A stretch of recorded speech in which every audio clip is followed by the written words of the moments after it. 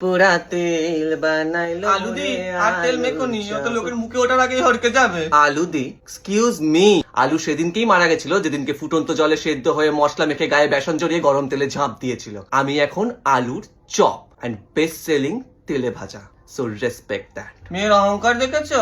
আলু ছিল যখন তখন গায়ে পোকা ধরে গেছিল, এখন চপ হয়ে কত রঙ্গ দেখবো। ছাড়ো না পেঁয়াজি, কি দরকার? একই ঝুড়িতে আছি সবাই, এক্ষুনি তুমি বিক্রি হয়ে যাবে, আমি বিক্রি হয়ে যাবো, সবাই বিক্রি হয়ে যাবে, কি দরকার এত? বাবা বেগুনি, তুই এত ভদ্র হলি কবে থেকে? যেদিন থেকে তোমার এই অভদ্রতামিগুলো দেখছি সেদিন থেকে। তাই তো বেগুনি হয়ে তো আমারে দেখতে পেলি, নালে তাকে কানা বেগুন ছিলিস। এই জন্য বলে এইসব ঝাঁঝালো মহিলাদের না মুখই লাগতে নেই। ও হো, তখন থেকে এরা ক্যাচর ক্যাচর ক্যাচর ক্যাচর। বেগুনি বলতো লাগছে আমি পুরো তেলে চাপচাপে? হ্যাঁ হ্যাঁ ম্যাম, হ্যাঁ ম্যাম, খুব ভালো লাগছে আপনাকে, খুব ভালো লাগছে। সোনা ছেলে তুই আমার, ভগবান তোকে ঘন্টার পর ঘন্টা মুচমুচে রাখবে। ঢং কি ঢং। ফুলুরি কই রে? ফুলু, আই ফুলুরি।